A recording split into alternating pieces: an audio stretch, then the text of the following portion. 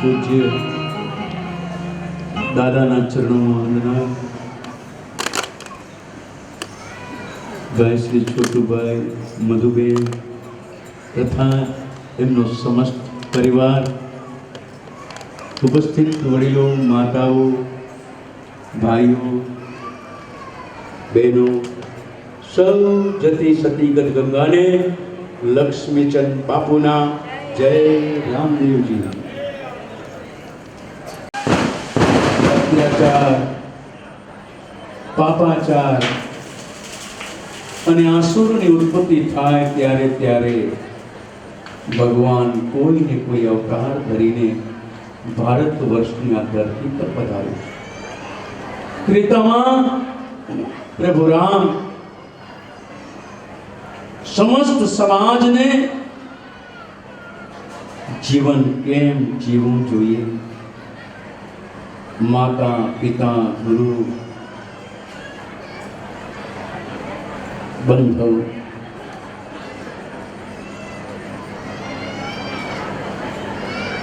જીવન જીવવા માટે પ્રભુ રામે જે પ્રેરણા આપી છે અને રામે જે જીવન જીવીને બતાવ્યું છે, અને એ જીવન જો કોઈ પણ આ સમાજમાં જીવન જીવશે તો ખરેખર એનું જીવન ધન્ય બની જશે. દ્વાપરમાં ભગવાન શ્રી કૃષ્ણ એમણે મૃત્યુ મુક્તિ કેમ મળે, જીવનની સફળતા અને સાર્થકતા કેમ થાય, એ ભગવાન કૃષ્ણે ભાગવતજીમાં બતાવ્યું. રામચરિત માનસમાં પ્રભુ રામે બતાવ્યું અને તુરે તનની અંદર ભગવાન રામદેવજી મહારાજે જીવન કેમ જીવવું જોઈએ અને મૃત્યુ પર વિજય કેમ મેળવવો જોઈએ પ્રભુ રામદેવજી મહારાજે બતાવ્યું. साहेब सभी का बाप है, बेटा किसी का नहीं, और बेटा होके अवतरे वो साहेब नहीं. भगवान रामदेवजी महाराज नो भाद्रवा सुद 11 ने गुरुवार ना दिवसे अवतार थयो. प्रथम बीजना एक परम भक्त ने द्वारकाधीशे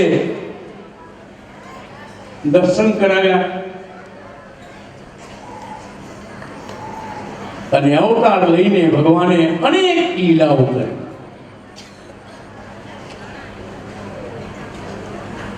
પાણીથી ભરેલા ઠામોમાં દૂધ, ઉકળતી દેગને ઉતારી કુમકુમના પગલા કર્યા, કપડાનો ઘોડો ઉડાવ્યો, લાખા વણજારાને પરચો આપ્યો કે મીઠાનું મિશ્રીનું મીઠું બનાવ્યું, મિશ્રીનું પાછું મીઠું બનાવ્યું, મીઠુંનું પાછું મિશ્રી બનાવ્યું.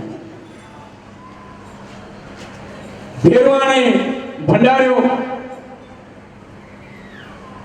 બોઈકા વાણિયાના વાણ કર્યા, અનેક પરચાઓ આપતા આપતા ભગવાન રામદેવજી મહારાજે અનંત જીવનનો ઉદ્ધાર કર્યો.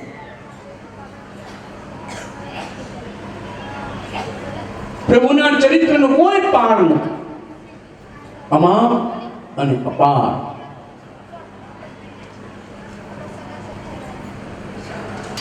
હે પુણ્યવાનો,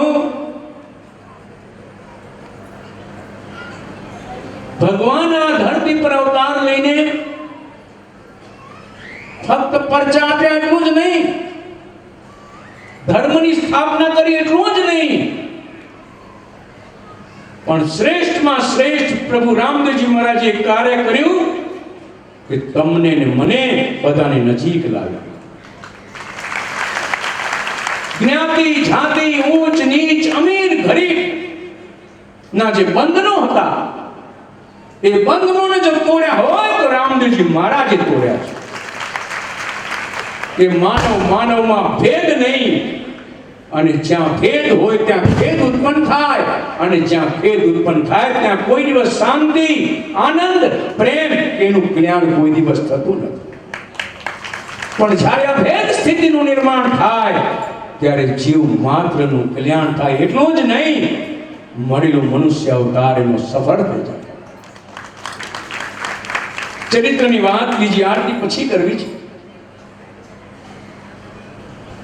કારણ કે આજે લીલા પણ મારે તો આજે ભાદરવા સુધી 11 એકમથી નેમ સુધી નવરાત્ર. કારણ કે નવરાત્ર દરમિયાન ભગવાન રામદેવજી મહારાજ અનંત પરચાઓ પૂર્યા છે, અને દેગ પ્રસાદનો મહિમા હું તો એક જીભેથી શું વર્ણન કરી શકું. કદાચ આ દેગના મહિમાનો શેષ કે શારદા કે નારદ પણ વર્ણન નહીં કરી શકે. તો આ ખીર, ખાલી ખીર એટલું જ નહીં, પણ જે દિવસે રામદેવજી મહારાજે ડાલીબાઈને આદેશ કર્યો કે આપણે ત્યાં મહેમાનો પધાર્યા છે અને તમે એની તૈયારી કરો,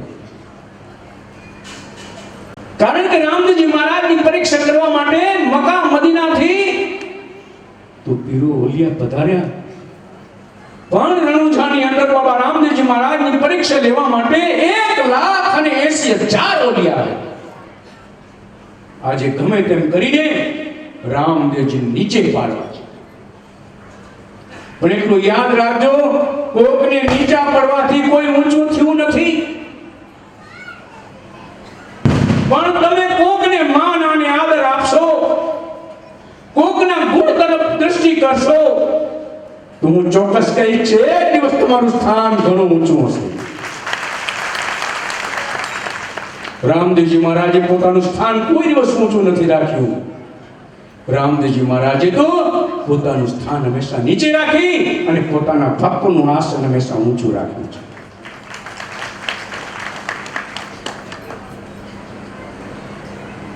બધા પરચાઓ તો રામદેવજી મહારાજે પીરોને પૂર્યા, છતાં એમને સંતોષ ન થયો, એમનો અહમ ધવાતો હતો. એટલે છેલ્લે રામદેવજી મહારાજે કહ્યું કે તમે મારા બધા મહેમાન છો, અને અતિથિ દેવો ભાવ એ તો ભારતીય સંસ્કૃતિ છે, એટલે આ પ્રસાદ તો તમારે લઈને ત્યાં સુધી હું તમને વિદાય નહીં. બધાએ નક્કી કર્યું કે પ્રસાદની જો વાત કરે તો તમે બધું અલગ અલગ માગજો, અને જો એ વસ્તુ ન મળે તો એ માનજો, એનો ફજેતો કરજો, એની ઇજ્જતનું લીલામ કરજો, અને કહેજો કે રામદેવ એક પાખંડી છે. પણ જેવી કરે છે કરણી ભરવી એવી પડે છે, જેવી કરે છે કરણી ભરવી એવી પડે છે, ભલાઈ અને બુરાઈનો બદલો તો અહીંનો અહીં મળે છે. અને તેમાં આના સામે જો કોઈ આંખ ઊંચી કરી છે, એનું પરિણામ કદાચ ઘણાને ખબર છે. રામદેવજી મહારાજ સામે જ્યારે આ ઊંચી કરી, પણ રામદેવજી મહારાજનો વિનય, વિવેક, વર્તન અને વાણીથી તો પીરો પ્રભાવિત થયા હતા, પણ પીરોને પોતાનું અહમ ગવાતું હતું. અને જ્યાં અહંકાર છે, અભિમાન છે, જ્યાં રાગ અને દ્વેષ છે, ત્યાં અવશ્ય પતન છે. જીવનમાં કામ, ક્રોધ, કુસુમ એ પણ નરકની ખાણ છે. આ બાજુ કામ, ક્રોધ અને લોભ એ પણ નરકની ખાણ છે. જીવે હંમેશાનાથી મુક્ત રહેવું જોઈએ. ભગવાન રામદેવજી મહારાજ વિનય, વિવેક, વર્તન, વાણીશીલ રહીને એમનો એટલો આદર સત્કાર કર્યો, અને પછી દેગને તૈયાર કર્યો છે. 1.25 શેર એની અંદર ચાવલ અને દૂધ, પછી પીરોને કહ્યું કે હવે આ તમે એક ચૂલે મૂકો. અરે આ એક અલમસ્ત, કે આ તો એકલો હું લઈ લઉં, ઉચ્ચક બોલા ચોંટી ગયો, બીજો એ લાગ્યો, ત્રીજો એ લાગ્યો, ચોથો એ લાગ્યો, પણ દેગ ખસી.